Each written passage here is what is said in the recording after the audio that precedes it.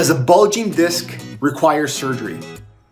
Helping you relieve pain, conquer stress, and supercharge your health the chiropractic way. Hey there guys, it's Dr. Walter here. Welcome to this video. And in this video, I'm going to answer a question that many of my patients ask, and it's this: does a bulging disc require surgery? Now, before I get into the answer to this question, why don't you go ahead and click on the subscribe button below and hit that notification bell so you don't miss out on any of my new updated content and videos that I give on how to relieve pain, tips and strategies and exercise demonstrations, video tutorials, how to conquer stress, and how to get healthier and learn about corrective chiropractic techniques to help bring that all together. So many of my patients come in and they bring me MRI reports that show that they already have a disc bulge in their lower lumbar spine and their low back region. It may be an L4, L5 disc bulge or an L5S1 disc bulge, and there's varying degrees of degeneration when it comes to that. Here's an example. This would be an advanced degenerative vertebra here, so the disc is also very degenerated, same with that one. And you'll see here where the disc is actually bulging out and it's actually striking or getting close to the nerve, so it can cause neurologic problems, pain, inflammation.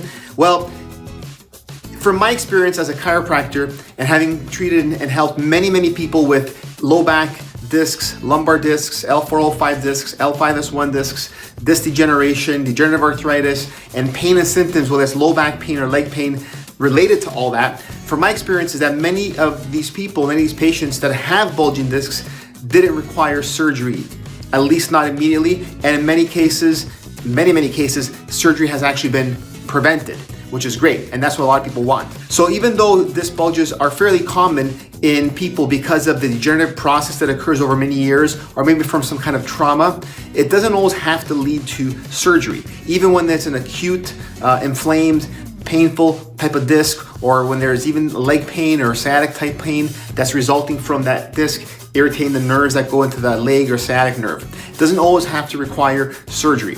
Now, you may have seen another one of my videos where I talk about, is a disc bulge serious, or when can a disc bulge get serious?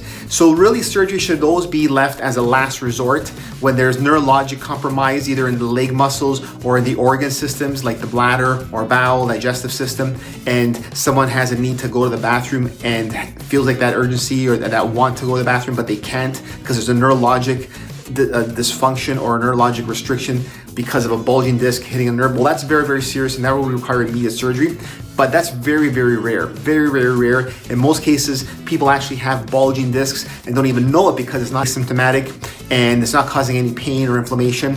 And when they do know it, sometimes the bulging disc is not always the primary cause of the back pain or back symptoms, because there's multiple causes for that. And like I said, in my experience from the many patients that have been in my office, and there's been hundreds of people that have come in with MRI reports and already know that they have damage and bulging discs in the lumbar spine, almost all of them didn't require surgery. It's very rare, and that it gets to that point. So it's not something that needs to be jumped in all the time. And of course, every single person's clinical presentation is different. So you need to have that discussion with your primary healthcare provider. So the idea would be to try to prevent surgery, because it should be a last resort option, and try conservative options beforehand, whether it's some exercises, some types of therapies, corrective chiropractic care, any type of chiropractic care, because these type of things are conservative management of spinal problems, conservative management for pain and inflammation that can totally help relieve the condition, stabilize the spine, and prevent surgery. So I hope that answered a question, maybe ease your mind a bit. Of course, always don't just follow what I say in this video, because every single person's advice, every single person's condition is different. So be sure to always check with your primary doctor, your primary healthcare practitioner, who actually knows your clinical case very well, and just be very diligent about that.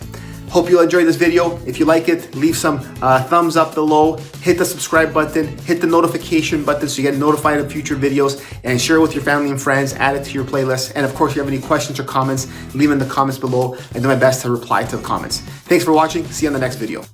To learn more about how corrective chiropractic care at Back to Health Chiropractic Center can help you with your chronic pain problem, visit www.ibthcc.com. Back to Health Chiropractic Center is located at 20 Cranston Park Avenue, number 6, Vaughan, Ontario, L6A2W2.